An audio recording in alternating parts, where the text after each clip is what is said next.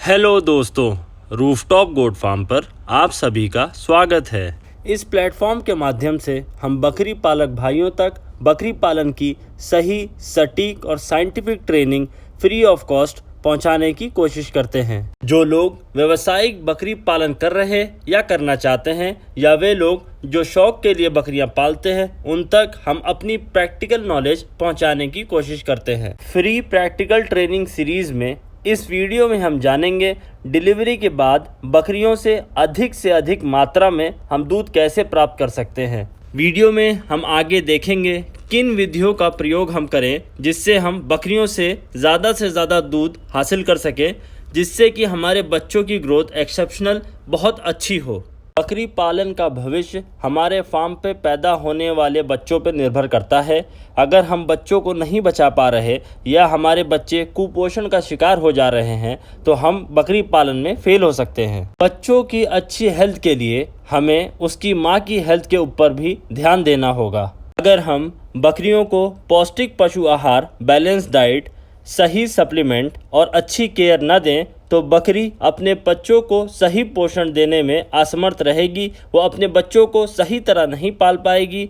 बकरियों के बच्चे कुपोषण का शिकार हो जाएंगे और उनकी मोर्टेलिटी तक भी हो जाती है। कई बार देखने को ये भी मिलता है कमज़ोर हेल्थ की वजह से बकरियां अपने बच्चों को एक्सेप्ट नहीं करती, उनको दूध नहीं पिलाती या उनका दूध इतना कम होता है कि बच्चों के लिए पर्याप्त नहीं हो पाता। बकरियों की अच्छी हेल्थ के लिए हमें डिलीवरी से 30 दिन पहले और डिलीवरी के 30 दिन बाद तक, जिसको हम ट्रांजिशन पीरियड कहते हैं, बकरियों का खास तौर पर ख्याल रखना चाहिए। जितनी अच्छी हम इस पीरियड में बकरियों की केयर करेंगे, लॉन्ग टाइम तक उतना ही अधिक हमें बकरियों से प्रोडक्शन मिलता रहेगा, जो हमें बकरी पालन में सफलता की ओर ले जाएगा। आइए देखते हैं डिलीवरी के बाद बकरियों से अधिक दूध हम कैसे प्राप्त कर सकते हैं और उनकी हेल्थ को भी अच्छा कैसे रख सकते हैं। दूध देने वाली बकरियों का या जिन बकरियों से हमें अधिक दूध प्राप्त करना है, उनकी डाइट में हमें खली का विशेष तौर पर ध्यान रखना चाहिए। फीड में खली का पोषण हमें 30 से 35% तक रखना है। हम तीसी की, सरसों की, मूंगफली की, सोयाबीन की किसी भी खली का प्रयोग अपनी फीड में कर सकते हैं। खल के प्रयोग से पशु को प्रोटीन के साथ साथ फैट भी अच्छी मात्रा में मिल जाता है, जिससे दूध भी बढ़ जाता है और पशु की हेल्थ भी अच्छी हो जाती है। बैलेंस डाइट के साथ हमें पशुओं को अच्छे सप्लीमेंट भी ऑफर करना चाहिए। इस फीड में हम शार्कोफेरॉल का प्रयोग कर रहे हैं। इससे कैल्शियम के साथ साथ आयरन और दूसरे मिनरल और विटामिन की पूर्ति पशु के शरीर में हो जाती है। अधिक मात्रा में दूध प्राप्त करने के लिए हम फीड में गेहूं का भी प्रयोग करते हैं। ठंडियाँ भी आ चुकी हैं, पशु को गेहूं ऑफर करने से उनका एनर्जी लेवल भी हाई रहता है, उन्हें ठंड का उतना असर नहीं होता। फीड के टेस्ट को बढ़ाने के लिए और डाइजेशन इम्प्रूव करने के लिए हम फीड में गुड़ का भी इस्तेमाल करते हैं। डाइजेशन के साथ साथ गुड़ के इस्तेमाल से पशुओं में शाइनिंग भी अच्छी आती है। फीड में हम नीम गर्म पानी का भी उपयोग रखते हैं, जिससे कि हमारे सारे अनाज और दाने आपस में मिल जाएं। ठंडियों में हम फीड में जौ का इस्तेमाल नहीं करते, इसकी जगह हम गेहूं की मात्रा को बढ़ा लेते हैं, जिससे पशु को कोई दिक्कत ना आए। फीड में हम कुछ घरेलू और देसी चीज़ों का भी प्रयोग करते हैं, जिससे फीड भी अच्छी बन जाए, फीड से पशु की इम्यूनिटी भी बूस्ट हो जाए और हमारी जेब के ऊपर भी कोई खर्च ज़्यादा ना आए। हम इस फीड में हल्दी और अजवाइन का प्रयोग कर रहे हैं।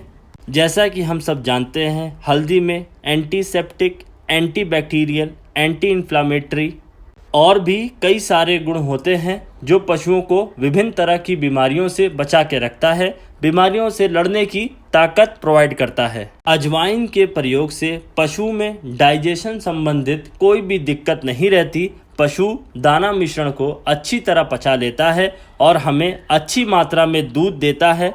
दूध देने वाले पशु के फीड में कार्बोहाइड्रेट और फाइबर पोषण भी अच्छी मात्रा में होना चाहिए, जिससे पशु का प्रोडक्शन बढ़ जाए। इस फीड में कार्बोहाइड्रेट के लिए हम चने की चूनी, दाल की चूनी और फाइबर के लिए चने के छिलके, गेहूं के चोकर और सूखे भूसे का इस्तेमाल करते हैं। अधिक प्रोडक्शन के लिए हमें खास तौर पर मिनरल मिक्सचर पर भी ध्यान देना चाहिए और मीठे सोडे को नहीं भूलना चाहिए। इन सारी चीज़ों को हम अच्छी तरह मिक्स करके टोटल मिक्स राशन यानी TMR के फॉर्म में पशु को ऑफर करते हैं।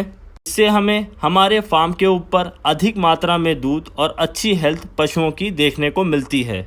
डिलीवरी के बाद पशुओं का एनर्जी लेवल डाउन होता है, उनको हल्का हल्का बदन में दर्द और बुखार भी रहता है, इसकी वजह से वो खाना सही तरह से नहीं खाते और उनको बच्चों के लिए दूध भी प्रोड्यूस करना होता है। इस वजह से उनकी हेल्थ और डाउन होने लगती है। हमें इस पीरियड में उनका अच्छी तरह देखभाल करना चाहिए जिससे वो किसी बड़ी बीमारी का शिकार ना हो जाएं। हम अपने फार्म के ऊपर ऑस्टोवेट लिक्विड कैल्शियम के साथ साथ वाइमराल मल्टीविटामिन सिरप का भी प्रयोग करते हैं जिससे पशुओं का न्यूट्रिशनल रिक्वायरमेंट पूरा हो सके।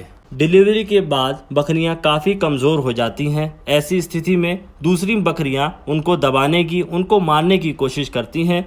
फीडिंग टाइम पे हमें ऐसी बकरियों का खास तौर पर ख्याल रखना चाहिए। कई बार बकरियां डर की वजह से खाना कम कर देती हैं या नहीं खाती, जिसकी वजह से उनकी हेल्थ और डाउन हो जाती है। बच्चे पालने वाली बकरियों को हम अपने फार्म पे अलग से फीड कराते हैं। इन छोटे छोटे प्रैक्टिकल पॉइंट्स को ध्यान में रख के हम अपने पशुओं से अधिक प्रोडक्शन ले सकते हैं। आशा करता हूँ हमारी प्रैक्टिकल नॉलेज आप तक पहुँचाने की कोशिश से आप लोग संतुष्ट होंगे। कृपया हमारे चैनल को सब्सक्राइब करें और बकरी पालक भाइयों तक शेयर करें। Thanks for watching. Please like, share and comment.